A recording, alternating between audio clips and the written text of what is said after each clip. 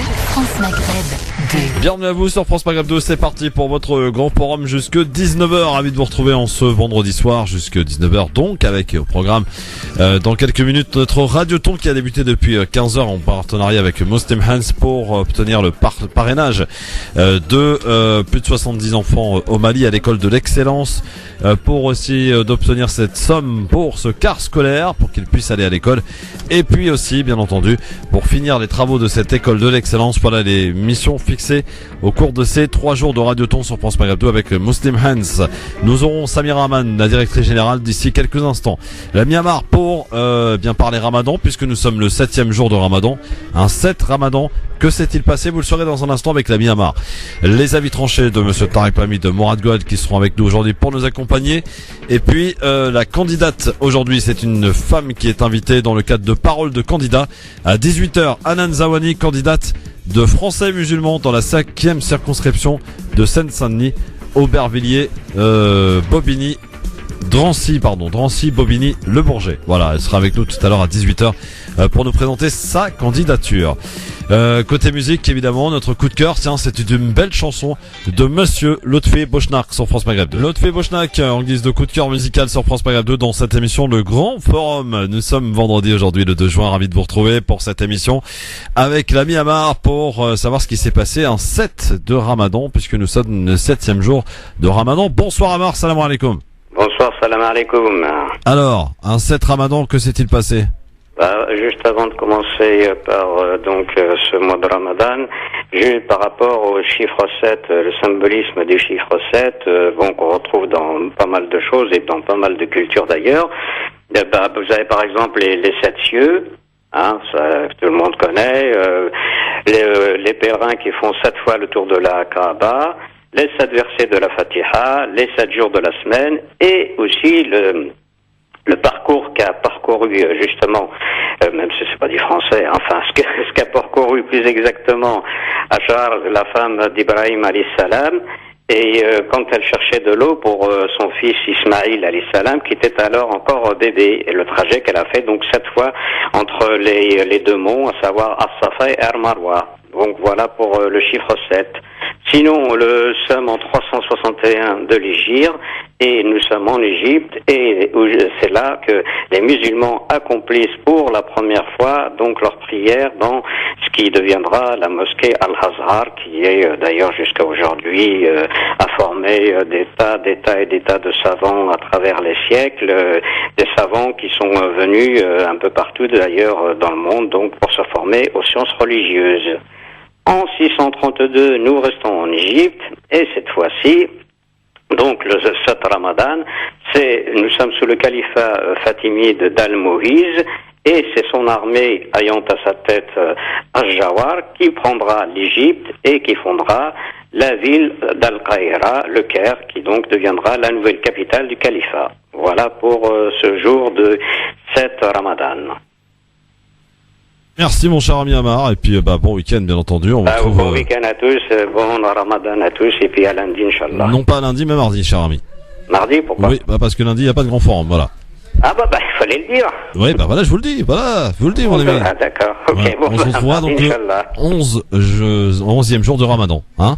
Voilà bon. Bonne soirée Amar, bon week-end ça ciao 08 92 01 40 33 9000 bien entendu pour nous rejoindre bien sûr en direct sur France Maghreb 2 dans votre émission Le Grand Forum. Dans un instant on va parler de ce Radioton qui a démarré depuis 15h qui va durer 3 jours sur France Maghreb 2 avec Muslim Hands pour parler des parrainages d'enfants maliens de cette école de l'excellence et bien entendu pour aussi permettre d'acquérir une certaine somme pour acheter un bus scolaire et puis bien entendu aussi pour finir les travaux de cette école de l'excellence du côté de Bamako au Mali.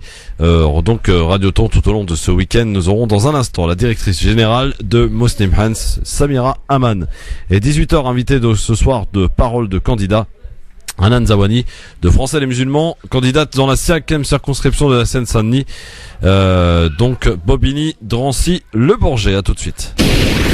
LGF, le grand forum, merci d'être avec nous en direct jusque 19h sur votre radio en version Ramadan, bien sûr, avec monsieur Mourad Goual, notre chef de projet du Grand Paris, il est avec nous. Salut Mourad. Bonjour à tous, bonjour Christophe. Comment ça va Mourad? Chaudement comme à Paris, chaudement et humidement. Imaginez-vous, c'est un Marseillais, un Sudiste qui nous dit ça. Hein. Voilà. C'est pas de la chaleur ici, c'est de la pesanteur. Carrément. Bon, ça se passe sinon? Ça se passe très bien et je profite de prendre un peu la parole avec... en étant un peu seul, puisque le patron est en train de papoter dehors, pour souhaiter un anniversaire à mon neveu Othman. Je lui envoie un gros bisou, je lui souhaite de passer ses examens du bac tranquillement et que ça se conclue avec de la réussite. Et ça va bientôt démarrer d'ailleurs le bac là. Il a commencé.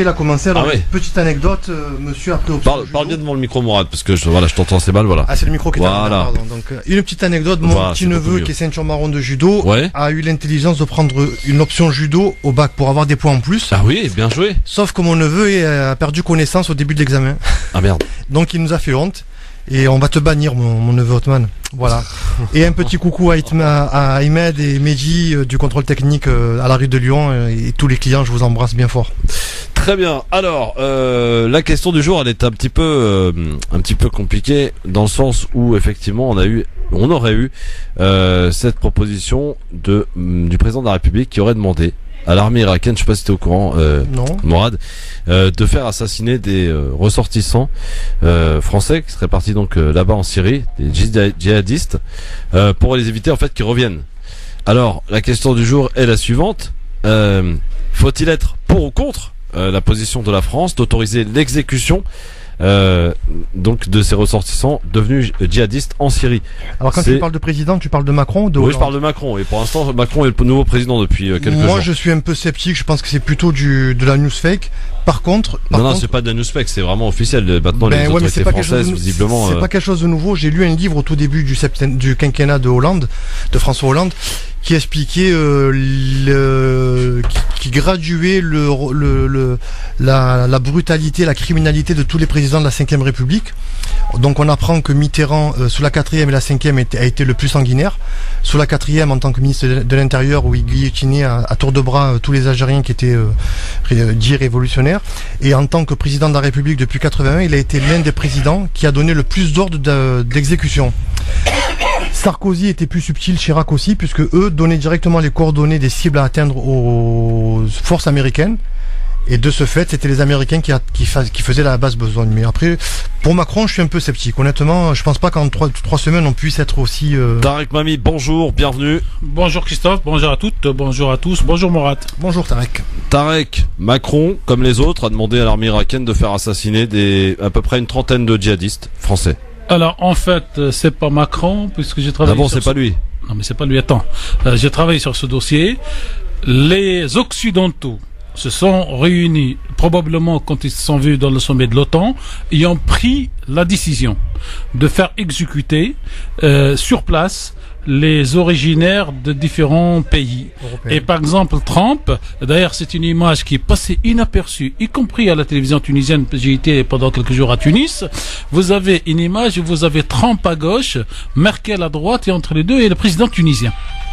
Et dans la bouche et dans les médias américains, les Américains disent qu'ils ont décidé de régler leur compte aux Tunisiens djihadistes parce qu'ils ne veulent pas que ces Tunisiens reviennent en Tunisie. Et donc c'est une décision OTAN, si vous voulez, cher Christophe, oui, qui a été prise pour éliminer les personnes qui ont été utilisées par l'Occident pour aller faire, je vais rester poli, nous sommes en point de mois de Ramadan, faire ce qu'ils ont fait en Syrie, en Irak. Les Occidentaux ne veulent pas qu'ils reviennent dans leur pays d'origine, surtout ceux issus du Maghreb, y compris avec une phrase terrible dans la bouche de Trump, parce qu'une fois ils sont au Maghreb, c'est comme s'ils étaient en France, en Angleterre et en Allemagne. Et donc leur exécution, c'est plus une question de sécurité européenne qu'une question de sécurité des pays du Maghreb.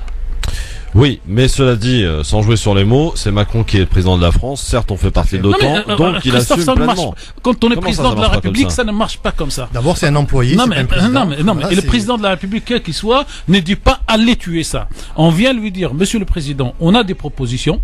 Donc, on a l'occasion d'éliminer les djihadistes, les machins. Il dit, voilà, vous en référez au patron de la DGSE, de machin, truc, mais vous avez l'accord politique. Mais c'est pas une pratique nouvelle, hein, c'est quelque chose qui a toujours existé. Bien sûr. Et vous avez dans les services du monde. Hollande s'en est pas caché d'ailleurs. Non, mais voilà, dans tous les services du monde, c'est lui qui en a le plus usé. Vous avez y compris des services qui s'appellent services homicides, avec des gens qui passent leur vie à s'entraîner et qui tuent une fois tous les 5 ans ou 10 ans quand on leur dit d'aller tuer quelqu'un. Donc ça fait partie, malheureusement. Alors, pour au compte, Tarek Mami, pour au compte de faire exécuter ces Français djihadistes, pour éviter qu'ils reviennent en France, peut-être, je ne crois pas qu'on puisse poser la question comme ça. Moi, je suis contre la peine de mort.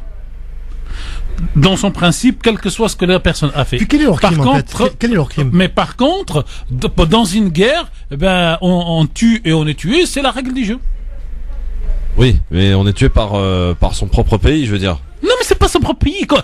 Vous prenez les armes contre votre pays, alors je vais répondre avec votre question. Toute personne qui prend les armes contre son propre pays. On discute, on n'est pas. Non, c'est pas on discute parce que si vous voulez. Non. Hier, j'ai adoré quelque chose sur Monsieur Bayrou. Et je vais en dire un petit mot là dans le développement. Monsieur Bayrou vient présenter sa loi. Je veux pas en parler parce que je préfère parler d'autre chose aujourd'hui. Je vais en parler, mais je la zappe. Il vient parler de sa loi. Sa loi, moralisation, confiance. Ouais. Et le premier journaliste qui se lève, il lui dit Ferrand. Il essaye de répondre. Le deuxième, Ferrand. Et après, il a inventé ce que je fais, moi, avec beaucoup de gens que vous connaissez, Christophe, ici. Parlez-moi du texte, avant d'aller au contexte. Donc, moi, je suis venu vous dire que c'est ce que la loi va comprendre. Et les journalistes, ils ont pris l'habitude, depuis 10 ans, de prendre le fait divers de l'événement et de ne plus parler du fond et de parler du fait divers. Nous avons eu une campagne électorale dont personne ne retient le programme des candidats. On a tous retenu le costume de Fillon. Donc il y en a marre, moi je suis journaliste et c'est pas ça le journalisme. Quand on va faire un travail de fond, on pose les questions de fond et après à la limite on fait le contexte. On s'attache au superflu et on oublie l'essentiel. Voilà. Donc finalement, pour tout ça pour dire que ces Français qui sont partis pour X ou Y raison d'ailleurs en Syrie ou en Irak, encore une fois peut-être trompés, peut-être voilà. Il y a une première qui souhaite revenir. Il y a une première partie, Christophe, qui est partie parce que le président de la République française et monsieur à l'époque Fabius avaient dit beaucoup de mal de monsieur Assad et donc ils sont partis, j'allais dire, dans la logique de leur président de la République. Ça, c'est une catégorie. Et vous avez une deuxième catégorie. Attendez, c'est grave ce que vous dites. Ça veut dire que bien sûr. Finalement, Fabius et Hollande seraient complices. Je l'ai toujours dit et je l'assume. Mais de toute façon, la position... Au début, quand vous avez un président de la République qui dit quand vous avez un ministre qui dit celui-là mérite pas de vivre, c'est un assassin, machin. Donc à la limite, les Français comprennent la politique comme leur chef et font comme leur chef. Et leur chef envoie les soldats et eux, ils vont en tant que soldats. Et après, si vous voulez, ça c'est compliqué. Quand les gens, par conviction religieuse, parce qu'ils ont été travaillés dans ce que j'appelle moi en arabe le naql, c'est-à-dire juste la transmission, et ils répètent ce qu'on leur dit à dire, ceux-là, si vous voulez, ont été pour assassiner leurs frères musulmans et leurs frères non musulmans, puisqu'ils appartiennent à la théorie de Daesh qui dit que le principal ennemi, ce n'est pas le chrétien, ce n'est pas le juif, c'est d'abord le musulman qui pense pas comme moi. Mais Christophe, pour conclure, faut pas perdre de vue que la France n'a aucun intérêt aujourd'hui en Syrie. Elle y est pour une seule raison, protéger le Liban. Ça, il faut pas le perdre de vue. On a oublié d'en parler depuis le début de ce conflit. La France, son seul souci, c'est de protéger les frontières du Liban. Et c'est pour ça que depuis les années 80 et les années 70, la France a un conflit latent avec la Syrie. D'ailleurs, la Syrie est la bête noire de la France en termes de terrorisme et de réseaux de services secrets. Parce que la France a toujours voulu protéger bec et ongle le Liban. Et que la Syrie a toujours fait déjouer la France à ce niveau-là. J'y rajouterai autre chose, quand même, on en l'a dit, cher Christophe, ici. Vous savez que la France a donné le territoire qui s'appelle Hatay, donc une grande région à la Turquie. Cette région est une région syrienne. En 1939, la France va donner ce territoire parce qu'elle colonisait, pour faire simple, la Syrie. C'est pas son territoire, elle le donne à la Turquie. Pourquoi elle le donne à la Turquie? Elle le donne à la Turquie et lui demande de ne pas intervenir dans la Deuxième Guerre mondiale avec les Allemands, comme elle l'a fait avec pendant la Première Guerre mondiale. Donc vous avez des antécédents historiques dans cette région qui fait que les gens, personne parmi les politiques occidentaux ne défend ni les droits de l'homme, ni les Syriens, ni les intérêts du peuple syrien. Ils défendent tous d'autres intérêts géostratégiques, qui pour défendre plutôt Israël, qui pour défendre le Liban et qui pour défendre la Turquie. Moi, je me rappelle de cette image de Bachar el-Assad à Paris le 14 juillet 2007, invité par Sarkozy, avec à côté d'ailleurs un certain Muammar Kadhafi. Voilà, on se rappelle, hein. Vous savez, c'est longtemps que ça, il y a 10 ans. Je sais pas, excuse-moi, je sais pas si c'est le Canard enchaîné ou quelqu'un d'autre qui avait écrit après l'assassinat de Kadhafi et puis la mise en boîte de Monsieur Assad. Il est dit maintenant, il faut que tous les chefs d'État africains comprennent que s'ils sont invités pour le 14 juillet, il faut qu'ils refusent, sinon ils disparaissent dans les 2 ans qui suivent.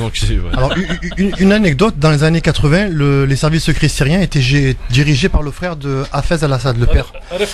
Et cet homme était très très très fort dans ses moyens d'action, dans ses moyens de faire peur à tous les pays occidentaux.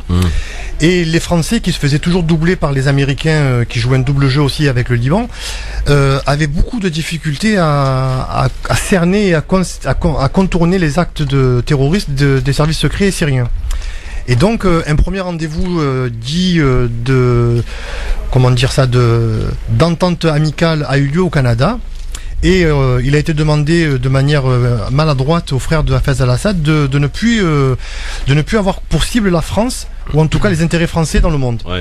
Sur ce, le frère d'Hafez al-Assad est rentré en Syrie et a démultiplié et a amplifié les actions contre la France, y compris sur le sol français, avec notamment l'assassinat du grand-père du Shah d'Iran du père du Shah d'Iran. Et donc, s'en est suivi un second rendez-vous à Vienne. Non, c'est pas son père, c'est le dernier premier ministre du chapeau portuaire. Ouais, voilà.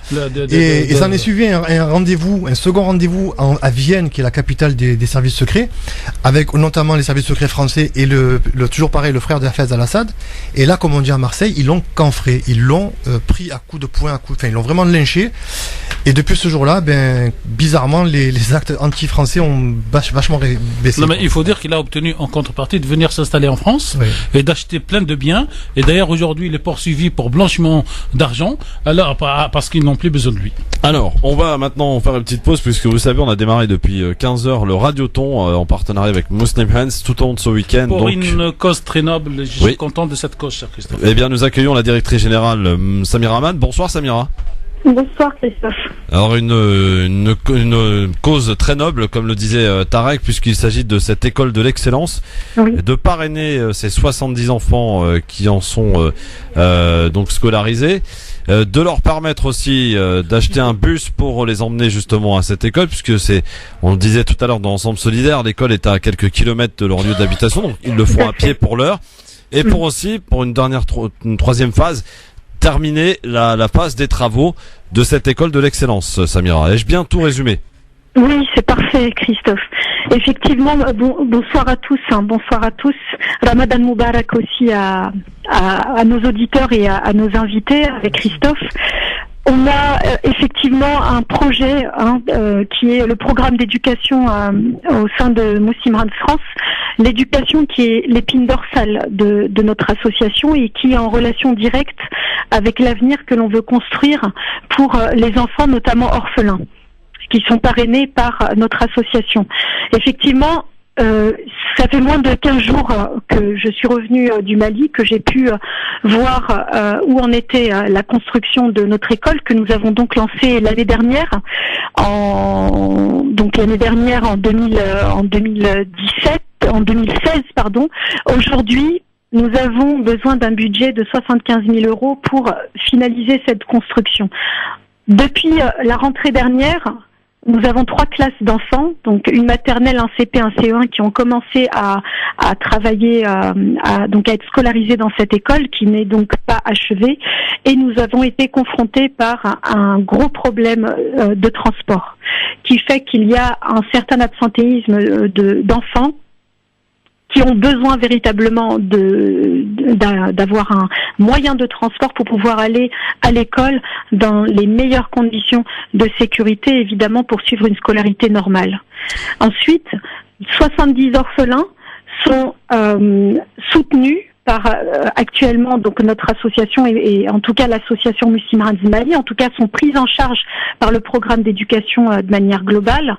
Cela dit, nous avons besoin de ces 70 parrains ou marraines pour pouvoir faire en sorte que ce programme puisse perdurer pour ces enfants. Parce que pour le moment, c'est l'association elle-même qui les prend en charge.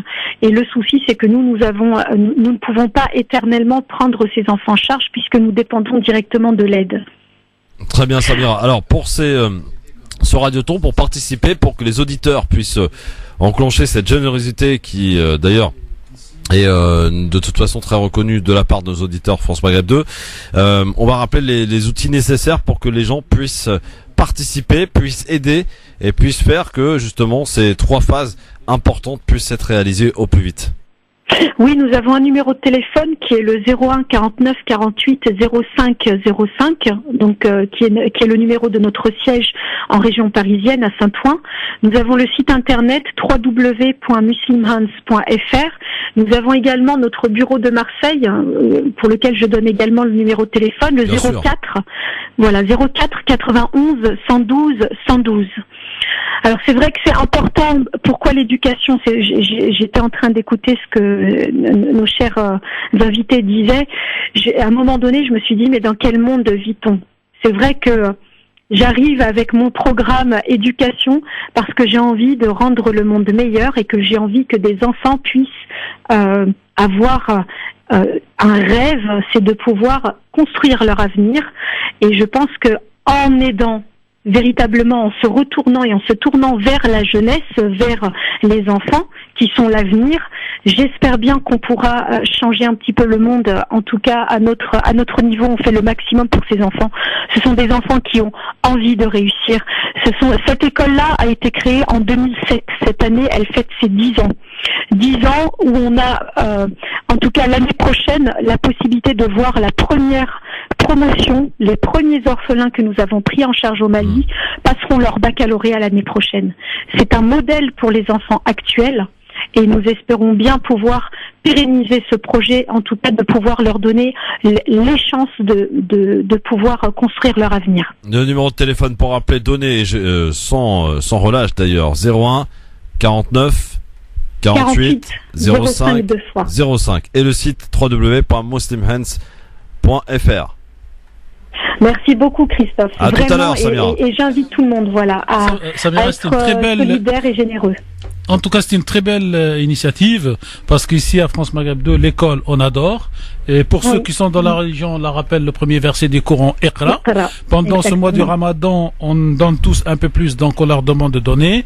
Et en dehors de ceux qui sont dans la religion, la lecture, l'enseignement, la culture, c'est ce qui sauve l'homme. Parce que quand vous savez ce que vous pouvez faire, il n'y a pas quelqu'un qui vient vous embobiner, vous vendre n'importe quoi dans votre tête. Vous devenez vraiment un citoyen, conscient, et vous ne suivez pas le premier venu comme beaucoup. Et donc l'éducation, l'école, c'est la clé de la vie. Merci Samira, et à tout à l'heure. À tout à l'heure, Merci 19h30 dans l'émission Par l'Islam, et on n'oublie pas évidemment de donner 49 48 05 05 muslimhands.fr. Voici à présent, messieurs, le zapping. Un zapping, on va parler de ce qui s'est passé, un coup de théâtre hier soir. Eh oui, un coup de théâtre. Un coup de théâtre annoncé depuis 3 jours, cher Christophe. Par qui? Par toute la presse américaine. Ah non, je suis plus précis. Il y a 3 semaines ici sur ce plateau. Voilà, par exemple. Mais ça fait 3 jours que la presse américaine annonce les tweets et dit qu'il va partir. Bon, en tout cas, suite à cette décision de Donald Trump, donc hier soir aux États-Unis, d'abandonner les accords de Paris, le président de la République, Emmanuel Macron, a pris la parole tard dans la nuit. Immédiatement. Écoutez. Parce que l'heure est grave. Je prends note de la décision du président américain de se désengager de l'accord de Paris sur le climat. Je respecte cette décision souveraine, mais je la regrette. Et je considère qu'il commet là une erreur pour les intérêts de son pays et de son peuple, de notre planète. Je viens un instant d'échanger avec le président Trump et j'ai eu l'occasion de lui en faire part. Le changement climatique est l'un des grands défis de notre temps. Ce qui paraissait encore pouvoir être discuté il y a quelques années s'impose désormais à nous tous, avec une grande évidence. La biodiversité est menacée. Le dérèglement climatique affame. plusieurs continents, dévaste certaines régions, chasse des habitants de leur patrie. En France même, nous observons chaque année les conséquences de ce dérèglement. Si nous ne faisons rien, nos enfants connaîtront un monde fait de migration, de guerre, de pénurie, de disparition d'archipels et de villes côtières causées par ces évolutions. Cela a déjà commencé. Ce n'est pas l'avenir que nous voulons pour nous. Ce n'est pas l'avenir que nous voulons pour nos enfants. Ce n'est pas l'avenir que nous voulons pour le monde. La vocation de la France est de mener ces combats qui impliquent l'humanité tout entière. C'est pourquoi la France s'est placée à l'avant-garde de la lutte contre le changement climatique. Elle s'est engagée résolument dans toutes les négociations internationales. Et en décembre 2015, la France a réussi ce tour de force, de faire signer 195 pays, de leur faire signer un engagement commun, l'accord de Paris pour le climat. Voilà, Emmanuel Macron, extrait de ce discours donc prononcé hier soir, juste après donc cette décision annoncée par Donald Trump, Mourad. Finalement, ils ont dit oui. Franchement, c'est pas terrible. Hein, le fait c'est du blabla. C'est du blabla. C'est du blabla. Ça va rien changer. On continue. On n'a pas besoin des États-Unis. Ben surtout que les États-Unis ont une position qui est tout à fait honnête, parce que Donald Trump a dit ce qu'il fallait dire. Les accords de Paris ne sont que la continuité des premiers accords de Kyoto en 1995 qu'on n'est jamais arrivé à mettre en œuvre et à appliquer. Et en fait, ça veut dire, ces accords, c'est quoi? C'est de dire, toi tu pollues beaucoup, moi je pollue pas beaucoup, on va équilibrer, je vais polluer un peu plus, tu vas polluer un peu moins. Mais en fait, le climat, il sera toujours impacté de la même manière parce qu'on a toujours le même volume de pollution dans le monde. Et on a permis à des brigands en col blanc, justement, de marchander cette pollution, de la vendre à travers de la taxe, de la TVA détaxée, et c'est les contribuables français qui payent. Donc, si on veut vraiment faire un programme pour le climat et pour l'écologie, on ne donne pas le droit à un pays de polluer un peu plus qu'il ne polluait hier, et on n'interdit pas à un pays de polluer demain moins qu'il ne pollue aujourd'hui. C'est pas ça la politique. Oui, en tous les cas, c'est vrai que moi quand j'entends Macron parler de guerre, etc., je veux dire, c'est quand même ces pays occidentaux qui ont quand même fabriqué la guerre, qui la financent, qui la gèrent. Donc au bout d'un moment. Et puis cette histoire de dire qu'on affame des continents, je regrette. Ouais, les continents, on n'a pas est quand même les premiers pour le faire. Hein. Voilà, et on n'a pas France, attendu en Afrique notamment. Voilà, on n'a pas attendu qu'il fasse chaud pour avoir de la morale là-dessus. Voilà, Tarek, justement. Bah oui, Tarek, mamie. Alors sur la déclaration du président Macron, c'est du blabla, quoi. Bon, alors on va essayer de faire, on a 5 ans à passer avec Macron, Christophe, donc on va essayer que quand il dit quelque chose qui nous semble correct, on dit que c'est correct, et quand il viendra à la fameuse loi sur le travail que ça nous plaît pas, nous dirons que c'est pas correct. Ce qu'on peut dire aujourd'hui, qu'on soit pro-Macron ou anti-Macron, jusque-là, en politique étrangère, c'est un sans faute. Non, mais le contenu, par contre, des accords de Paris, non, mais Trump a dit la vérité. Non. Le problème, si vous voulez, c'est que Trump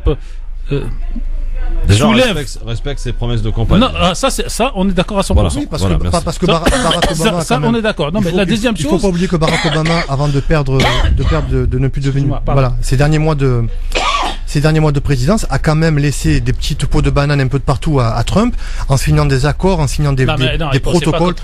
Il ne pensait pas que Trump allait gagner. Mais surtout, il savait que Hillary n'allait pas gagner, c'est différent. Ouais. Alors, en fait, le problème de Trump aujourd'hui, c'est qu'il regarde tout du seul point de vue américano-américain de l'Amérique conservatrice et fermée. C'est-à-dire que les grands patrons américains sont contre lui. Mais non, c'est plus... On se trompe, Tarek, je vais te couper. Allez-y. Aujourd'hui, les accords de Paris, qu'est-ce qu'ils disent? Ils disent que, par exemple, la Russie, la Chine, la France, le Brésil, donc les 10 pays les plus industrialisés au monde, ont un excès d'émissions de CO2. Un excès. Et donc, on dit que pour baisser cet excès, on va réduire l'activité industrielle. Mais on permet à ces pays-là, qui réduiront leur activité industrielle, de vendre la différence théorique, de la vendre en monnaie. Oui. C'est de l'abstrait, mais c'est de la monnaie. Oui. Et donc, on a créé une économie parallèle de businessmen, de traders qui vendent des kilotonnes de CO2. C'est la matière. En fait, c'est le contraire. Donc, Trump qui est très pragmatique, il se dit, moi, les dollars, les millions de dollars, voire les milliards de dollars de la TVA écologique, je m'en tape parce que ça ne crée pas beaucoup d'emplois. Alors que mes usines à charbon, alors que mes usines à gasoil, alors que mes usines qui marchent à l'électricité, elles génèrent de la consommation, donc de l'emploi. Et quand il met tout ça sur la balance, l'emploi est plus fort que l'écologie, et c'est logique, c'est pragmatique. Non, c'est pas logique parce que c'est pragmatique. Non, mais c'est pas pragmatique. En fait, Monsieur Trump a cette vision du monde du court terme, parce que demain, quand ce réchauffement climatique, on y est. Non, mais va être augmenté, et donc même la Chine, qui n'est pas un pays très moral ou moraliste, a accepté parce qu'elle estime que pour les générations qui viennent, parce que si vous calculez pour nous et pour dans 10 ans, on s'en fout, on n'arrête pas, on continue. Mais la Chine, elle a les moyens de le faire. Non, mais tout le monde a des États-Unis aujourd'hui, par exemple sur le, comment on appelle ça, fissurer le charbon, je sais pas quoi, là, le pétrole, le gaz de schiste. C'est-à-dire, les catastrophes de gaz de schiste est déterminée et expliquée par tous les techniciens. Le problème de Trump veut envoyer le message, moi, Trump, j'appliquerai toutes les promesses que j'ai faites et donc j'y tiens. La seule qu'il n'a pas fait pour le moment, c'est le fameux transfert de l'ambassade à Jérusalem. Alors je vais vous expliquer l'histoire de Jérusalem, parce que là vous avez des titres dans les journaux, cher Christophe, ce matin. Comment il s'appelle? Trump renonce à. Il ne renonce pas. Il y a une loi, Christophe, qui a été adoptée et votée par les deux chambres américaines. Écoutez bien la date, en 1995. Et cette loi c'est pas les accords d'Oslo? Non, c'est pas les accords d'Oslo, c'est une décision interne aux Américains. Non, mais les accords d'Oslo, c'était cette date-là, à peu près 94. Non, c'était un peu avant 92, un truc comme ça. En tout cas, les accords d'Oslo n'accordent pas ça, puisque les accords d'Oslo conditionnent l'indépendance de la Palestine. Donc c'était Clinton déjà. Oui, oui. Et donc cette loi a été votée par les deux chambres, donc le Sénat américain. Et elle dit on transfère. Et depuis, tous les présidents américains, George Bush compris, Clinton compris, Obama compris, ils ont une obligation tous les 6 mois de donner l'ordre de transférer ou pas. Et tous les 6 mois, tous les présidents depuis 95 repoussent. Et donc la dernière fois ça a été repoussé, c'est en décembre par Obama. Et celle-là, c'est la première fois où Trump repousse, et on dit qu'il va rentrer dans ce repousser. Pourquoi? Parce qu'ils ne peuvent pas violer une loi américaine, mais ici, ça s'appelle le document dérogatoire de report. Donc, ils ne peuvent pas violer une loi qui a été votée et qui devrait rentrer. Ils peuvent la promulguer, comme l'Obamacare. Non, mais ils ne peuvent pas la provoquer, parce qu'ils la provoquent, c'est-à-dire qu'ils ne signent pas la prolongation. Et là, il y a une obligation pour l'exécutif de transférer. D'accord. Or, ici, ils savent tous, y compris Trump aujourd'hui, que cette question est tellement sensible que c'est la dernière pierre de la résistance et de l'espoir de cette idée de 2 États. Et donc, si vous voulez, ça c'est important. Par contre, en dehors de ça, il a tout fait, sauf les 2 décisions qui étaient contraintes par la justice. La première, c'est l'interdiction de l'entrée des musulmans, qui est bloquée par la justice. Et la deuxième, le fameux mur avec le Mexique, qui est en cours de négociation. Mais il veut envoyer un message, premier. Troisième chose et dernière, je pense que Monsieur Trump aura le fameux impeachment avant la fin de son mandat. Et donc, pour lui, il le sait, la machine de guerre a commencé. Le patron de la FBI, il va passer le 18 juin devant le Sénat. Le mari de sa fille va être parmi les premiers accusés. Et donc, il veut que le jour où il est destitué, il pourra dire, moi, pour l'honneur, j'ai respecté toutes mes promesses. Tout à fait. Donc, on n'est plus dans les intérêts de l'Amérique ou dans les intérêts de climat, mais dans les intérêts personnels de monsieur. Mais de toute façon, ces accords de Paris n'ont jamais été dans les intérêts du climat. On est d'accord. C'est du business. C'est du gros business. Des milliards d'euros. Des milliards d'euros. Vous pouvez pas dire ça. La semaine prochaine, j'amènerai. Quand est-ce que vous revenez, cher Mourad? Dans 15 jours. Quand on m'invite. Non, mais voilà. Non, on passera une demi-heure sur ça, argument contre argument. Oui. Si on prend les faits, il faut être factuel. Oui. En France, toutes les histoires, les scandales liés à cette TVA écologique, à qui elle a profité? À qui les scandales ont profité? Où sont partis tous ces gens qui ont détourné des milliards d'euros? Ils se sont tous retrouvés en Israël. C'est pas un hasard. C'est un business. Et ce n'est pas. On en parlera donc dans 15 jours, argument contre argument, sur les accords de Paris. Tout à fait. Oui, mais pourquoi Tarek? Vous pensez que c'est une bonne chose? C'est une très bonne chose. Ah bon? En quoi? Pour qui? Aujourd'hui. Pour vous? Non, pour Hollande. Non, Pour Hollande, non. pour Ségolène Royal, Alors, voilà. on va faire simple. Ségolène Royal aussi. On va faire simple. L'image en fait. On va faire simple, Oui. puisque vous voulez les chiffres. Si on continue comme ça et si on n'applique pas les chiffres donc les accords de Paris, en 2050, vous avez 250 millions d'Africains qui feront tout pour monter en Europe. Eh ben, qui viennent, marhaba. Ah bah voilà, si tu le prends comme Déjà, ça, il y en a ok. beaucoup. Hein. Allez, on se retrouve entre Allez, nous. pub dans un instant. On va parler un peu 250 millions, de- parce que la sécheresse va bouffer ce continent. Marhaba, venez mes frères. Richard Ferrand, on va parler un peu de lui parce qu'on parle beaucoup de lui. Tiens, Richard Ferrand, est-ce que ça peut avoir des conséquences dans la campagne législative de Macron, du mouvement En Marche plutôt? On en reparle dans un instant et Anan Zawani sera notre invité dans un instant. Le grand forum sur France Maghreb 2 avec Tarek Mami et avec Mourad Goual Bonsoir, qui sont chers avec auditeurs. nous bien entendu. Alors après avoir parlé de ces accords de Paris, donc que Trump a décidé de ne pas suivre, on va parler un peu pour le ministre français de la transition écologique, Nicolas Hulot. Le monde doit réagir à cette gifle que vient de lui enseigner le président des États-Unis. Écoutez ce qu'il a dit, Nicolas Hulot. Le monde s'était mis en marche. Et il y avait d'ailleurs quelque chose de magnifique dans cette contrainte imposée à l'ensemble de l'humanité, c'est que c'est pour une fois l'humanité tous ensemble qui s'était fixé une feuille de route et on pouvait et on peut encore sortir par le haut. Mais la fenêtre est étroite et puis encore une fois, je crains l'effet de cette déflagration dans ce message qui est envoyé, en gros, une sorte de gifle. Écoutez, il y a plus urgent. Et moi, je pense aux dizaines de millions de personnes qui, chaque année, ce qu'on ne sait pas suffisamment, sont obligés de quitter leur sol à cause d'un phénomène qu'ils n'ont pas provoqué. C'est ça qui est très important. Donc, c'est vraiment une question de justice. Et, pardon de le dire, mais c'est pas simplement la planète qui est en cause. Vous savez, la planète, sur un plan géologique, si jamais l'humanité venait à disparaître, ce serait un non-événement. C'est l'humanité.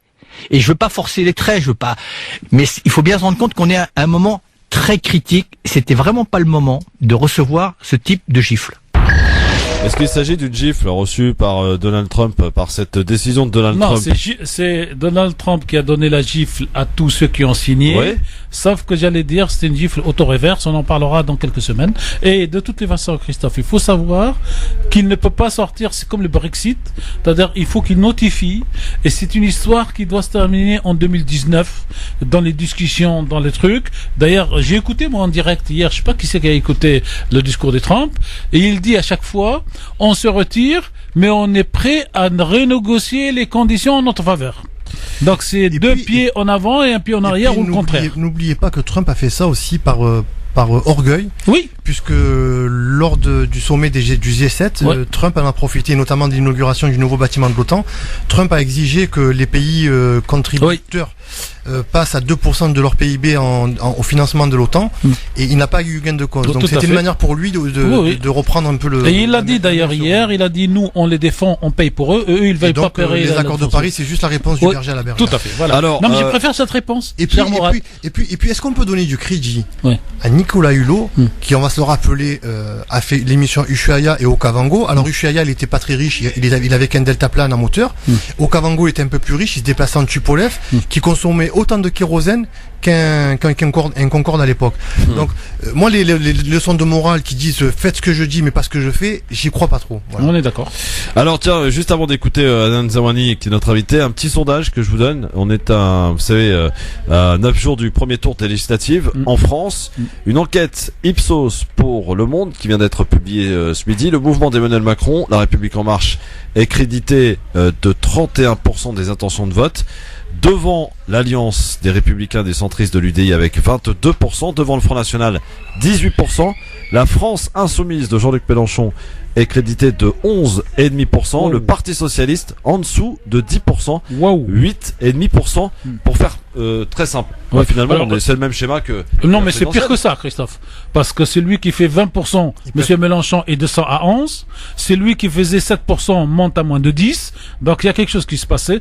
Je vous le dis, Monsieur Mélenchon, que je respecte en tant que tribun, a raté la marche politique. Monsieur Mélenchon avait l'obligation d'être le premier parti de l'Assemblée nationale française en opposition à Monsieur Macron. S'il avait joué finement la politique le soir du premier tour. En tout cas, s'il avait appelé clairement depuis le premier soir, je ne dis pas nécessairement pour M. Macron, mais contre Mme Le Pen. Et ça... J'ai entendu, j'ai posé la question à la candidate de la France Insoumise dans la circonscription de Manuel Valls. Elle a été très claire.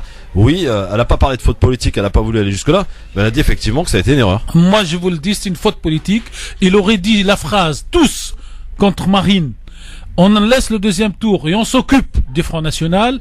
Aujourd'hui, il serait lui à 30. En marche à 28-27. Et puis loin LR et loin le PS. Il a raté. J'ai lu un article ce matin que je vous ai envoyé, cher Christophe, de quelqu'un d'écologiste, le maire de Grenoble, je ne sais pas si vous connaissez, cher Mourad. Oui. Non mais quelqu'un qui a lâché les écologistes, qui a lâché le PS et qui a appelé à voter pour Mélenchon. Et aujourd'hui, il dit Mélenchon joue au petit caporal dans sa petite caserne, dans sa forteresse, et ne pense pas à l'union de la gauche. Mais bon, c'est comme ça, c'est comme ça. En plus, je rajoute une chose, cher Christophe, avec le mode de scrutin à 2 tours majoritaires, vous allez voir que Macron, qu'on aime ou qu'on n'aime pas, le président Macron et son mouvement vont dépasser les 300 députés, et et Mélenchon et la France Insoumise, avec tous les talents qu'il a aujourd'hui, puisqu'on est en train de découvrir les différents candidats, feront moins que le Parti Socialiste, et ça va être le drame de la gauche. Bon, on verra en tout cas la réponse. Et puis Christophe, il faut être prudent sur les sondages parce qu'on n'a pas le même mode de scrutin que les présidentielles. Donc c'est pas parce qu'on a 30 qu'on va avoir une majorité. Et puis peut-être que l'histoire Ferrand perturbe mais ne porte pas conséquence. Même pas. Non mais elle peut perturber mais ne porte pas conséquence. Ce qu'on voit de manière, ça crève les yeux, c'est que Mélenchon dans sa campagne présidentielle avait un contact très lointain avec le peuple parce que c'était des grands meetings où il avait à parler avec 20 000 personnes et c'était facile.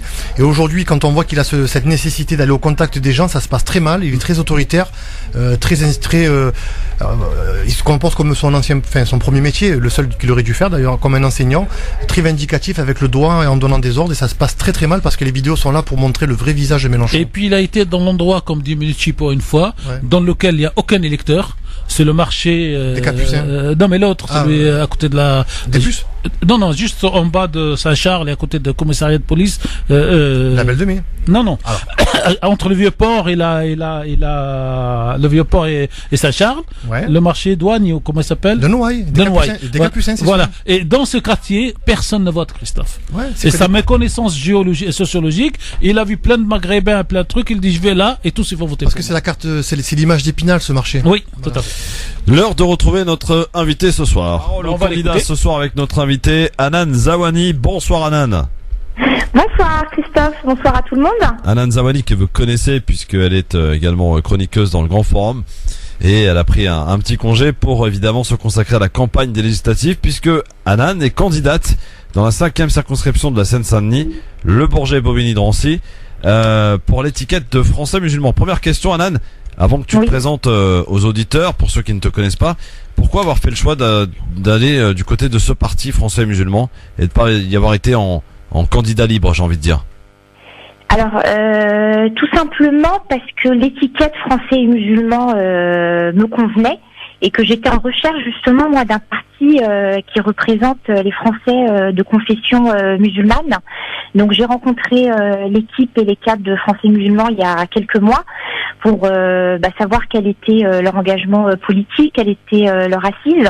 Donc il se trouve qu'ils ont fait une très bonne campagne des régionales, que parmi les candidats actuels pour les législatives, on a déjà des conseillers municipaux qui sont en place sous l'étiquette français et musulmans. Donc du coup, j'arrivais pas en fait dans un nouveau parti sans aucune expérience. Donc ça déjà, ça m'a rassurée. Alors pourquoi l'étiquette français et musulman? Aujourd'hui, il se trouve que moi, comme mes collègues, on ne se sent pas du tout représentés par les partis traditionnels. Et qu'aujourd'hui, on souhaite tout simplement créer notre propre offre politique pour avoir nos propres représentants, tout simplement. Alors, est-ce que tu peux te présenter un petit peu auprès de nos auditeurs, pour ceux qui ne te connaissent pas? Quel est ton parcours d'une femme qui a atteint un âge mature, on va dire? Donc maintenant, on fait le choix de se présenter, de se lancer, j'allais dire, dans cette campagne législative. Quel est le but personnel derrière tout ça? Alors moi, pour me présenter en quelques mots, donc je suis une maman de 40 ans. J'ai 2 enfants de 19 ans et 14 ans. Mon parcours professionnel, je suis issue du monde commercial et du monde de l'entrepreneuriat. J'ai un parcours également militant contre l'islamophobie. Je suis présidente actuellement de l'association Les Repas du Salem qui œuvre en faveur des réfugiés. Donc si vous voulez, après ce parcours militant associatif, la seconde étape, c'est tout simplement de porter ma voix à un niveau politique pour justement dénoncer cette politique d'islamophobie qui est de plus en plus forte, de dénoncer aussi les discours des médias, de dénoncer les offenses qui sont faites également aux réfugiés, mais également de proposer tout un tas de propositions sur les segments sociaux et économiques. Alors un petit tour du côté du programme, on n'aura pas le temps évidemment de détailler, parce qu'il doit, je suppose, comporter pas mal de chapitres, mais si tu souhaitais mettre en avant, on va dire, les 2 axes forts de ce programme. Alors aujourd'hui, notre programme, en fait, c'est un programme en 99 points. On a recentré en fait nos priorités sur 22 priorités qui vont s'articuler en fait autour du triptyque républicain liberté, égalité, fraternité, à l'intérieur desquels on va retrouver des thèmes tels que l'emploi, la sécurité, la justice, la diplomatie, le logement, etc., etc. Aujourd'hui, moi, si je devais choisir une proposition qui me parle et qui est à l'image de mon parcours professionnel et associatif, c'est le César. Donc le César, c'est quoi? C'est le contrat d'engagement de solidarité actif et responsable qui permet en fait à tout un chacun, que ce soit une personne salariée ou une personne sans emploi, une mère au foyer, un étudiant ou un retraité, de mettre un pied en fait dans la vie associative et d'œuvrer en faveur d'une activité d'utilité publique tout en étant rémunéré. Donc, exemple, une personne qui travaille à 35 heures au sein d'une société, elle dégage 10 heures de son temps pour, par exemple, faire de l'accompagnement professionnel auprès des jeunes. Donc, pour ce faire, elle ne perd pas, elle n'a pas de perte de salaire. Et à côté de ça, au niveau de l'entreprise qui lui a permis de dégager du temps, ça lui permet à elle, entreprise, justement, d'embaucher peut-être un nouveau jeune sous le cadre d'un contrat de professionnalisation. Donc, d'un côté, en fait, on crée de l'emploi, on lutte contre le chômage et en plus, on crée du lien social. Donc voilà, donc c'est une mesure en fait à intelligence sociale et économique. Alors une autre mesure qui nous tient particulièrement à cœur au sein du Parti français et musulman, car il faut savoir en fait qu'on est tous des citoyens, on est tous issus de la société civile et qu'on lutte tous contre les discriminations. Donc une des mesures phares justement, c'est de mettre en place une commission contre la lutte pour la lutte contre les discriminations au niveau de l'emploi. Il faut savoir que dans le département 93 que je représente et que je souhaite représenter au sein de l'Assemblée nationale, les jeunes notamment issus de ce département font face à des vraies difficultés d'accès à l'emploi.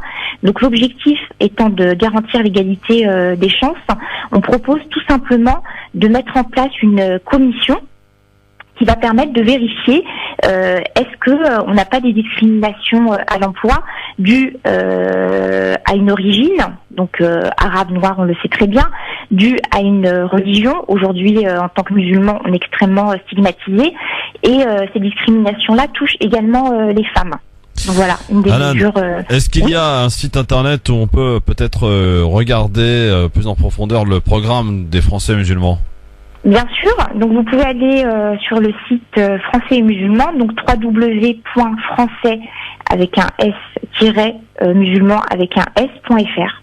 Hanan Zawani, dernière question, très chère. Vous êtes à peu près 15 candidats pour représenter cette circonscription, la 5e de la Seine-Saint-Denis. Pourquoi il faut voter Hanan Zawani? Alors pourquoi il faut voter Hanan Zawani? Parce que je suis une femme à vos côtés et que aujourd'hui les personnes qui habitent dans le 93, je serai la seule femme à être à leur côté, à défendre leurs intérêts, à connaître et à ressentir leurs problématiques qui sont des problématiques de discrimination, et tout simplement parce que je m'engage à aussi défendre une certaine éthique.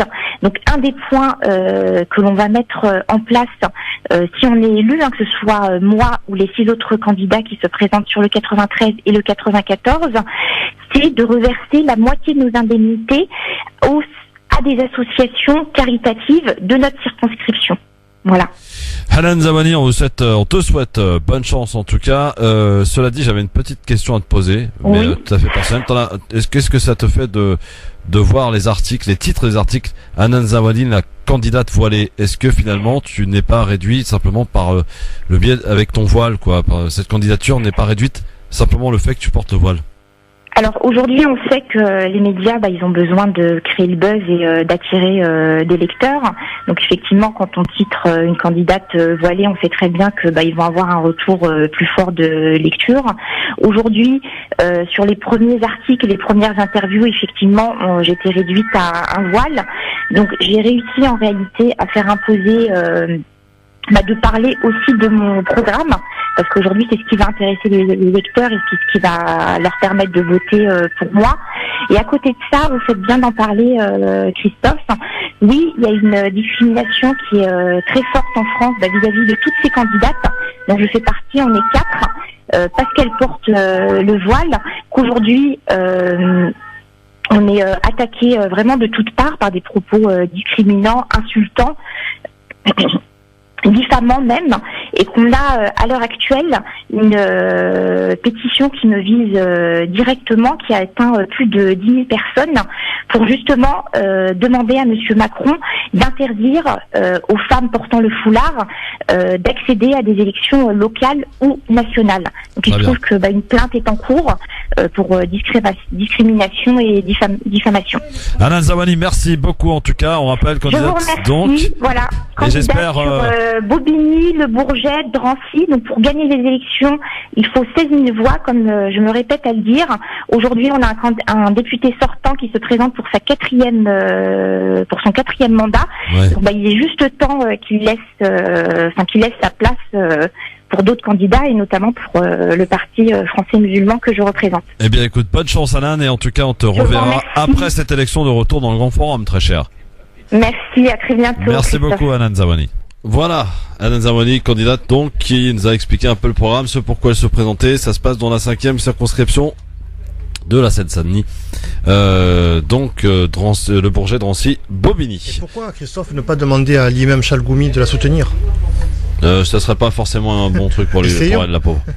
Tu veux qu'elle perde, c'est ça, Mourad? Je peux pas dire plus. Non mais vas-y, précise ta pensée, c'est quoi le truc? Non, je plaisante, c'est une boutade, bien sûr. Ah oui, d'accord. Bon, très bien. C'est l'imam Déguin. Oui, bien sûr, enfin l'imam. Faut-il encore qu'il soit... Le shir, selon Attali. Oui. Vous avez vu la petite blague sur internet pour le ramadan, c'est très difficile. C'était laborieux, Michel Cotta savait plus comment finir avec lui. Ouais. Ah oui, c'était quoi? Oui, il faut boire toute la journée.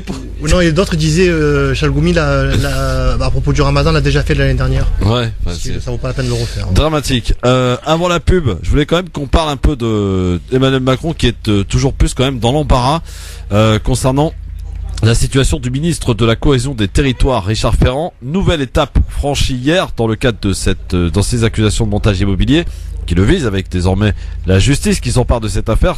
Hier matin, le parquet de Brest, vous le savez, a annoncé une enquête, l'ouverture d'une enquête préliminaire. Les appels à la démission se multiplient, éventualité qui n'est pas à l'ordre du jour pour le Premier ministre Édouard Philippe, que je vous propose d'écouter. L'ouverture d'une enquête préliminaire ne change strictement rien à la position que j'ai moi-même formulée. Aussi longtemps qu'il n'y a pas de mise en examen, il n'y a aucune raison de demander à M. Ferrand de quitter le gouvernement. Il a ma confiance, c'est la position que j'ai exprimée mardi, c'est la position que j'ai exprimée hier, nous sommes jeudi, je l'exprime encore, et croyez-moi, je compte bien l'exprimer aussi longtemps que la situation ne changera pas. Un ministre qui serait mis en examen démissionnerait immédiatement. Édouard Philippe, Premier ministre, donc à propos de Richard Ferrand, est-ce que ça peut quand même empoisonner cette campagne législative pour le mouvement En Marche, cette histoire? Moi, j'ai pas le sentiment, et d'ailleurs, j'ai l'impression que dans leur tactique, Macron et son Premier ministre sont en train de gagner du temps très précieux, puisque dès que l'Assemblée nationale sera élue, et probablement avec une majorité assez sérieuse pour Macron, je pense que les médias n'auront plus assez d'espace pour faire du bruit autour de Ferrand. Donc je pense que le bébé est tué dans l'œuf et puis voilà. Tarek. Il y aura un argument supplémentaire. Imaginez que M. Ferrand soit élu soit la semaine prochaine, soit la semaine suivante. Il aura la réponse très simple.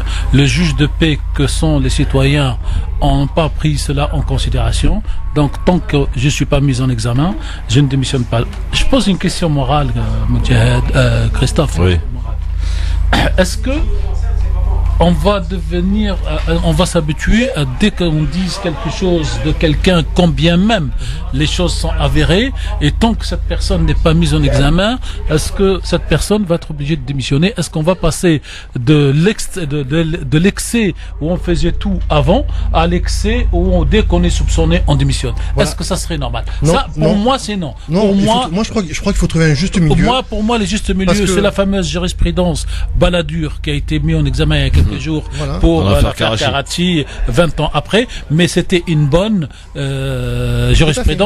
On est mis en examen, on démissionne et on attend. Mais tant qu'on n'est pas mis en examen, non mais Tarek, aujourd'hui on a un système politique qui est véreux, on le sait, il faut pas se voiler la face, mais on a un système médiatique avec des journalistes qui ne sont payés que pour ça. Et ils cherchent que les faits divers. Parce que les dossiers de Ferrand, ils datent pas d'hier, ils datent d'il y a plusieurs mois. S'ils avaient été honnêtes, ces journalistes, ils les auraient mis sur la table. Ils ont attendu que le Canard enchaîné publie, c'est-à-dire que quelqu'un trahisse de l'intérieur. Non, et on voit, parce que comment le Canard enchaîné peut avoir tous ces documents? C'est de la gestion de tirage. Oui, tout simplement. Mais vous avez aussi les gens qui ont des lâchetés, les gens qui ont des comptes à régler. Les policiers, les juges, les journalistes. Non, je parle des gens qui sont dans les groupes, dans les familles, dans les partis politiques. Tarek, c'est eux qui écrivent au Canard enchaîné, qui sort les belles affaires. On va ramener des choses plus concrètes pour nous. Oui. Moi, à Marseille, je suis intervenu sur beaucoup de dossiers qui concernaient les mosquées. Oui. La mairie me le demandait et les responsables associatifs me le demandaient. Donc j'étais un trait d'union en dehors de ce que le chargé d'affaires du cabinet du maire faisait. Monsieur Salah Bariki, voilà. Et je peux te dire que sans rien demander, j'avais des dossiers qui m'étaient proposés sur un tel.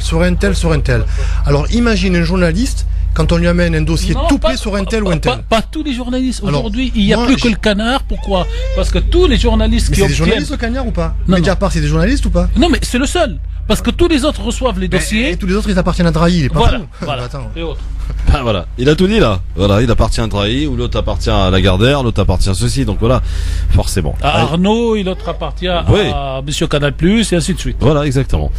Voilà. Donc il reste un journal qui fait le boulot. Le Canard et Mediapart. Oui, tout à fait. On peut rajouter Mediapart parce qu'ils font vraiment du boulot là pour le coup. Allez, dans un instant les avis tranchés. Alors avec Mourad, on va parler de El Khomri. Madame El Khomri, qui a reçu un verre d'eau et apparemment l'affaire est vite partie en justice. Hein. Alors voilà, moi aujourd'hui j'avais prévu de parler de dans un instant. Hein. Ouais, pardon. Bah oui, pas la pub quoi, voilà. Et Tarek va nous parler de la moralisation. Ou presque. Très bien. De la vie politique. À suivre sur France Maghreb 2. Maghreb 2, France Maghreb 2. Le grand forum sur France Maghreb 2 avec Mourad Goual et Tarek Pabik sont avec nous aujourd'hui pour ce vendredi. On va passer avec un peu de retard aux avis tranchés. Pour ce vendredi, on va commencer par la moralisation peut-être parce qu'on en parle beaucoup, ou presque d'ailleurs. Mais avec Tarek Mami est très dissipé aujourd'hui. Oui, très dissipé, c'est vrai. Puisque c'est ça, Mourad, on va commencer avec toi. Voilà. 5, 4, 3, 2, 1.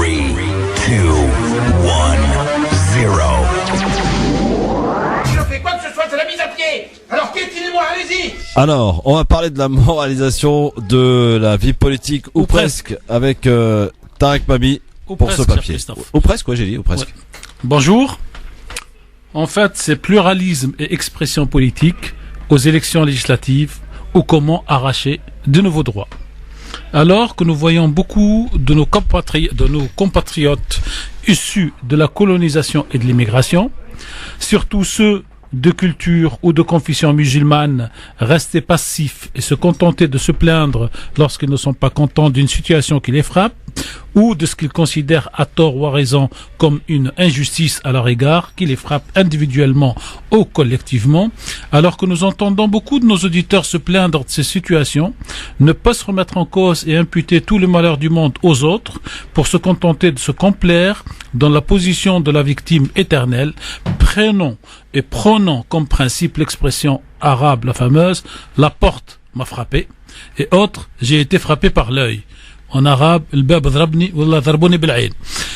Au lieu d'agir, de se mouvoir, nous disons, nous, très souvent ici à France Maghreb 2, que chaque citoyen ou groupe de citoyens doit se battre pour défendre ses intérêts et obtenir de nouveaux droits.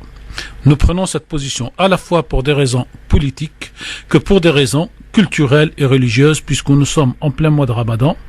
En effet, nous savons tous que Dieu ne change rien en un peuple tant que ce peuple ne change pas ce qu'il y a en lui ou ce qu'il est. Tout ceci parce que nous avons compris ici à France Maghreb 2 et qu'il devient de notoriété publique que notre société, nos hommes politiques ou nos structures institutionnelles fonctionnent à coup de pression, de manifestations, de tracts, de pétitions, de tweets, de saisines de CSA, Conseil supérieur d'audiovisuel, de plaintes aux procureurs et autres procédures judiciaires ou civiles, au pénal et aux tribunaux administratifs. Le dernier des droits politiques en ce qui concerne le pluralisme et l'expression politique aux élections législatives vient d'être obtenu par le mouvement En Marche des présidents de la République Emmanuel Macron. Victorieux à la présidentielle, le mouvement En Marche se trouve accrédité par le CSA de 7 petites minutes d'expression sur les antennes des services publics pour le premier tour des élections présidentielles de juin 2017, et ce par la stricte application de la loi votée en son temps, parce que le FN appelait jadis l'UMPS, c'est-à-dire l'UMP devenu LR, et le PS, ce qui ne leur a pas porté chance d'ailleurs au présidentiel 2017. Le mouvement En Marche aurait pu se contenter de ces 7 petites minutes, données victorieux par les sondages. Il aurait pu attendre le résultat des élections, profiter lors des prochaines élections à son tour de plus de temps d'antenne, au détriment de deux partis traditionnels qui s'effondrent. Non, En Marche a décidé de se battre et de défendre ses intérêts immédiats. Ni une ni deux, En Marche saisit le Conseil d'État, demande l'annulation de la décision du CSA qui lui attribue 5 minutes d'antenne contre 120 minutes pour LR, 120 minutes pour le PS et 110 minutes pour LR, et dépose même une QPC, la fameuse question préalable de constitutionnalité, qui oblige le Conseil d'État de demander l'avis du Conseil constitutionnel, et voilà le travail. Le Conseil constitutionnel répond, lui, dans les 48 heures, ce qui est plus qu'exceptionnel. Par opportunisme politique ou par appréciation juridique souveraine, peu importe. Ce Conseil constitutionnel déclare la loi actuelle, celle de l'UMPS, anticonstitutionnelle et ordonne donc de donner plus de temps aux partis et mouvements qui ne sont pas représentés à l'Assemblée nationale. Et toujours, ni une ni deux, et en moins de 48 heures, le CSA à son tour, magnanime et bienveillant, amende sa première décision et déclare, je lis, entre guillemets, en conséquence, si toutes les formations politiques non représentées à l'Assemblée nationale conservent au minimum 7 minutes au premier tour et 5 minutes au deuxième tour, pour la durée des émissions officielles, une durée supplémentaire leur a été ajoutée. Et c'est ainsi qu'on se retrouve donc, chères auditrices, chers auditeurs, aujourd'hui, avec un PS, majorité parlementaire sortante, avec 120 minutes, les LR, opposition parlementaire sortante, 103 minutes, 22 minutes pour l'IDI, 15 minutes pour le PRG, Parti radical de gauche, 7 minutes pour le Parti communiste français. Tous ces partis étaient représentés dans l'Assemblée nationale. Par contre, les partis et les mouvements candidats aux législatives 2017 tirent, eux, le gros lot et gagnent 2 minutes supplémentaires importantes. Et l'on est ainsi avec la République En Marche qui passe de 7 minutes, cher Christophe, à 42 minutes. Le FN qui passe de 4 minutes,5 à 38 minutes,30. France Insoumise qui passe de 3 minutes et demie à 31 minutes 30. EPR, LO, les écologistes et Debout la France passent eux de 1 minute à 14 minutes.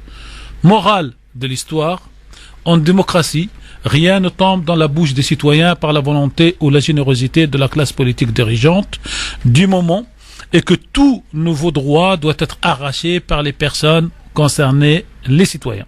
Ce message s'adresse donc prioritairement à nos auditeurs et à nos compatriotes issus de la colonisation et de l'immigration, surtout ceux de culture ou de confession musulmane, qui préfèrent rester passifs, se contenter de se plaindre et d'imputer leur malheur aux autres, car comme je le dis souvent, en ce qui me concerne, nous ne perdons que les batailles que nous ne menons pas, car comme le dit Nietzsche, tout ce qui ne nous tue pas nous rend plus fort. À bon entendeur, salut. Merci Tarek pour cet avis tranché, bien sûr, très intéressant, plein d'enseignements. Morad, je sais pas ce que tu en as retenu. Moi, je vais être beaucoup plus modeste que lui dans mes propos, beaucoup moins éloquent. Mais non, mais il a raison, c'est vrai que ce jeu politique qui se remet chaque fois en jeu, qui se renégocie en fait après chaque élection, fausse tout, ces temps de parole, ces financements de partis, où rien n'est figé. Je reviens sur Mélenchon. Mélenchon, il cumule à la fois le bénéfice de la campagne avec les insoumis, mais il continue à garder le bénéfice du front de gauche. Il disait que le front de gauche était mort, mais c'est pas vrai, le front de gauche est toujours d'actualité, il a toujours des candidats, et aujourd'hui, Mélenchon peut jouer sur les deux tableaux et on s'aperçoit que tout est truqué, quoi. Moi, ce qui m'intéresse, cher Mourad, c'est la morale de l'histoire. C'est-à-dire que j'ai pris les minutes obtenues comme prétexte. C'est-à-dire que dans cette communauté qui passe sa vie à se plaindre, ils sont gavés. À se plaindre. Tant qu'ils ne bougent pas pour aller chercher leurs nouveaux droits par les tweets, par le Conseil supérieur, par les procédures, ils n'obtiendront rien. Et donc, n'attendez pas que quelqu'un qui a le gâteau se met tout seul à vous donner une petite partie du gâteau. La petite partie du gâteau, c'est-à-dire la citoyenneté, l'élection, la présence dans toutes les assemblées, ça s'arrache. Et donc, tant qu'on ne commence pas à se présenter, je salue tous ces jeunes de la diversité qui donc rentrent dans la bataille politique, même quand je partage pas la idée, hein, mais c'est pas grave. Donc, Hanan qu'on a écouté tout à l'heure, Hinda, Boualem Aksil, Monsieur Lakila à Marseille, notre ami Hassan. Mohamed, c'est pas Marseille, il est en périphérie. Oui, mais en tout cas, le Grand Marseille, Hassan Bokhlifa, Dr Abdelrahman, Arazouzi. Pour moi, on a compris qu'il faut y aller. Et donc, c'est ça ce que je dis, nous devons arracher nos droits, parce que la République le permet. Malik Boutier, vous le placez dans la... Jamais de la vie, hormis... Non, mais il y a une belle phrase, cher Christophe. Si Dieu pouvait faire pleuvoir des pavés... Non, mais est-ce qu'il est de la diversité, selon vous? Non, oui. Aussi, il est de la diversité, mais je rajoute un truc. Emmanuel Valls... Non, mais attendez, Christophe, laissez-moi terminer ma phrase. C'est une Moussieba, ce Malik Boutier, ne parlez pas de lui, s'il vous plaît. Vous ne pouvez pas... On va gâcher notre jeune, s'il vous plaît. Non, mais ceux qui ont été ne peuvent pas encore être. Moi, je parle de ceux qui débarquent aujourd'hui dans cette bataille et qui, en général, se préparent pour les municipales. En ce qui concerne Monsieur Malik Bouti. Boutique. Non, attends. Comme disait Haj Brahim. Non, mais c'est pour ça que je vais vous dire pourquoi il disait boutique. C'est-à-dire, Monsieur Bouti, T-I-H, on l'a appelé, Monsieur Haj Brahim, l'avait appelé boutique. Et je lui dis un jour, pourquoi boutique? Il me dit, parce que quand dans une boutique tu rentres, tu trouves de tout. Et donc, quand tu trouves de tout, tu trouves de rien. C'est-à-dire que le mec, il est capable de te vendre les pastèques, les chaussures, l'huile d'olive. C'est ça la boutique. Et en plus, on a vu ce qu'il a fait quand il était à SOS et qu'il roulait pas pour lui ni pour sa communauté. Et il a même une fameuse phrase, si je me trompe, que Dieu me pardonne. Que Dieu me pardonne. On est en plein Ramadan. Non, mais on est en plein Ramadan, que Dieu me pardonne. Je crois même que dans une déclaration, il a dit être un bon Français, se prendre un bon verre de vin. Alors que je connais beaucoup de bons Français qui ne boivent pas de vin, à commencer par Sarkozy. Quand il boit, il tombe sur place. Il a été plus loin puisqu'il a dit je mange du porc et je ne fais pas le Ramadan car je déteste les interdits. Oui. Très bien. Bon, c'était une boutade. Voilà. Alors, en tout cas, on a un sondage sur sa zone parce que du côté de Valls, il va se prendre une veste et tant mieux. Du côté de Valls, ça va être apparemment difficile pour Valls. Hein. Il risque d'être premier au premier tour. Ça risque d'être difficile, mais la candidate de la France Insoumise apparemment est bien placée. Farida Mourani qu'on a reçu hier, qui serait en tout cas la seule à pouvoir le battre. Au premier tour, elle fait 28 contre 30. Après, moi, je sais qu'au deuxième tour, que tout le monde va appeler contre Valls. Est-ce que les gens vont voter ou pas? Et moi, j'ai vu des images ces jours-ci qui m'amènent à penser que ça va pas être si dur que ça pour lui, parce que malheureusement, puisqu'on parle de communautarisme, l'électorat maghrébin, l'électorat africain subsaharien est un électorat alimentaire. C'est-à-dire qu'il va là où on lui donne à manger, ou là où on lui donne un appartement ou un travail. Et quand vous voyez que il est champion de ça, hein, Valls. On est champion, mais nous on est les premiers aussi. Si les politiciens viennent vers nous, c'est parce que nous on leur donne le signal qu'on est comme ça, ou en tout cas on envoie le signal.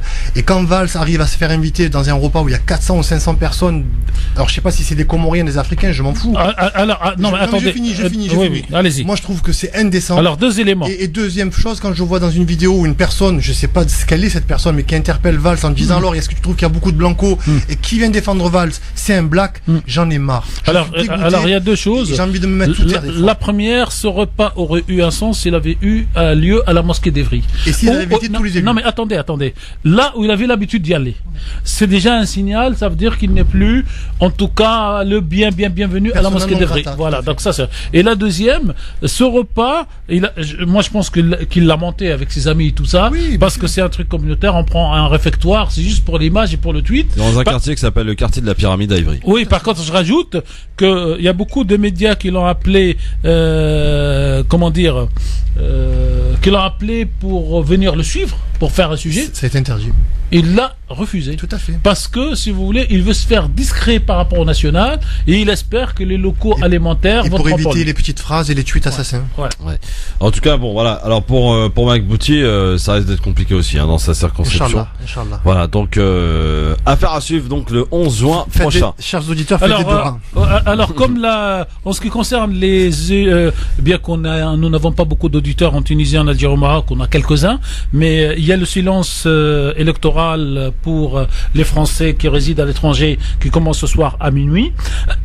Je profite donc pour dire que il y a dans ce qu'on appelle la 9e circonscription des Français à l'étranger qui couvre les 3 pays du Maghreb, les 5 pays du Maghreb. Mali, Sénégal. 16 pays en tout, c'est-à-dire l'Ouest africain. Et là, il y a 26 candidats, 28. C'est l'endroit du monde dans lequel il y a le plus de candidats. Et dans cette région du monde, il y a eu un coup de Trafalgar parce qu'il y avait la sénatrice Leïla Aïchi qui était donc Modem et dont le nom a été publié sur la liste de En Marche. Et après, il y a une opération par un citoyen et je viens toujours chercher la morale parce que les faits c'est juste indicatif pour moi. Ce citoyen donc franco-marocain a été chercher des déclarations de la sénatrice sur le Maroc, sur le Polisario qui ont eu lieu dans un colloque en 2013 pour vendre au Maroc d'abord et chez En Marche le fait que cette personne, Madame Aïchi, est contre le Maroc. C'est de bonne guerre. Non mais attendez. Ce monsieur est toujours au PS. Non, attendez. Ce monsieur, non.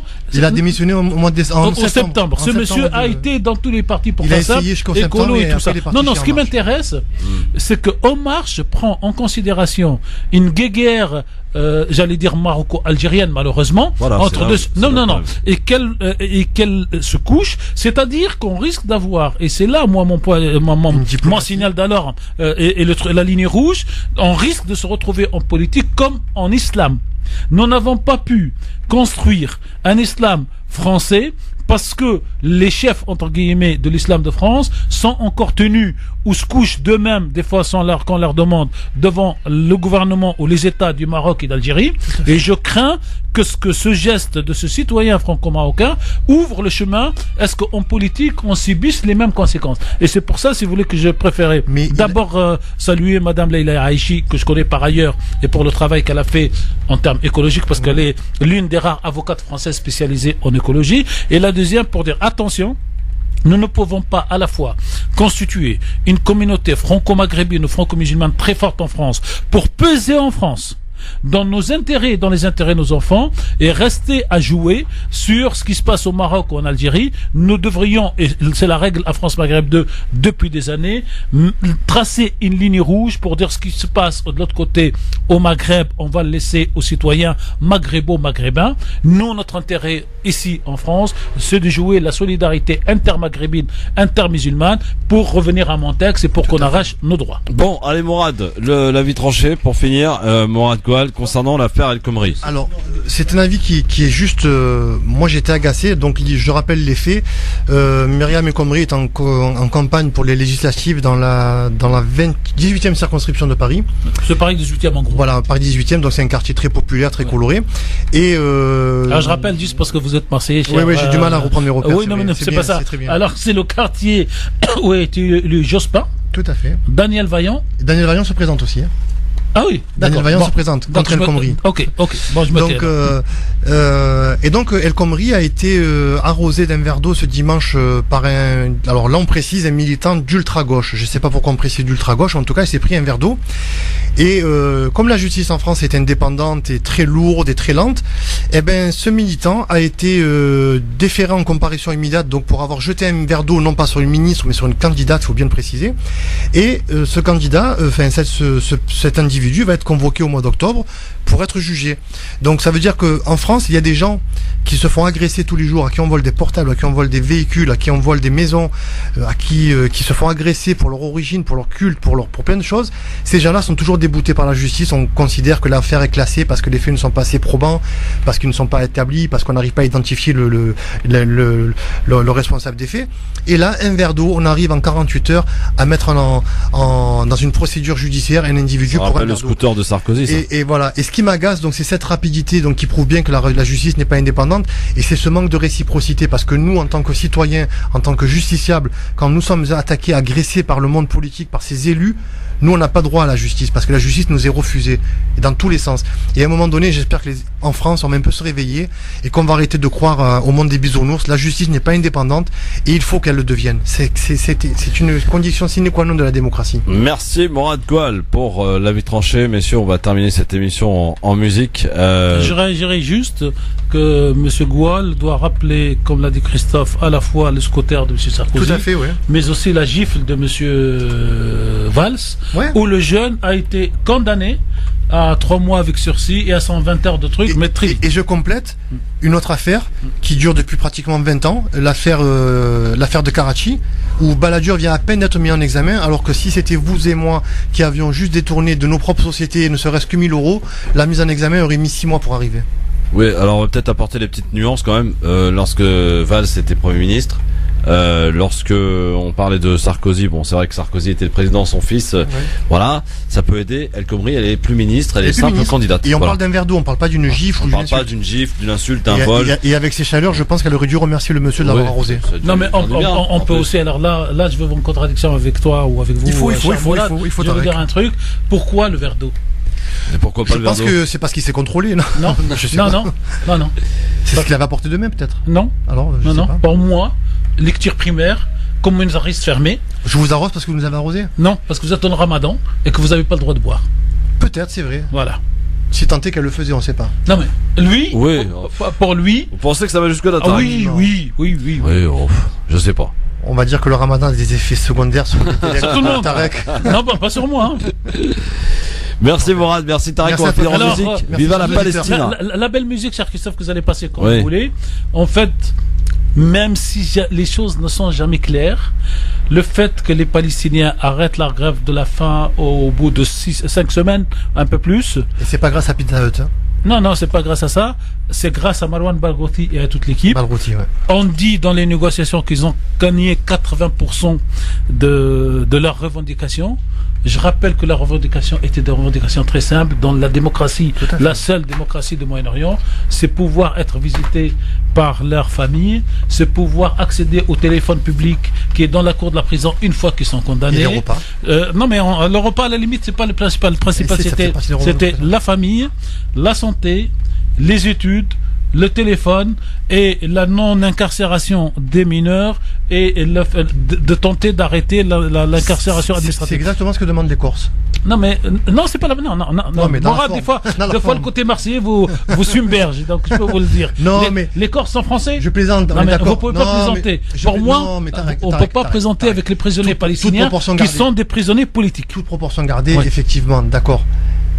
Mais après quoi? Voilà, ils ont arrivé à gain de cause. Est-ce que ça règle le problème de la Palestine? Non, ça ne règle pas, mais je veux dire, c'est pour quelque part, si le monde était le monde, en Afrique du Sud, chaque fois qu'il y avait un boycott, tout le monde suit.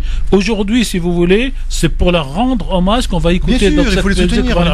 Mais commençons par arrêter de dire qu'Israël est la seule démocratie. Non, mais moi, quand je le dis, les auditeurs de France Maghreb 2 qui me connaissent, ils mettent de suite entre guillemets et ils se mettent à rire. Parce que je précise que c'est une démocratie où pas tout le monde a le droit de vote.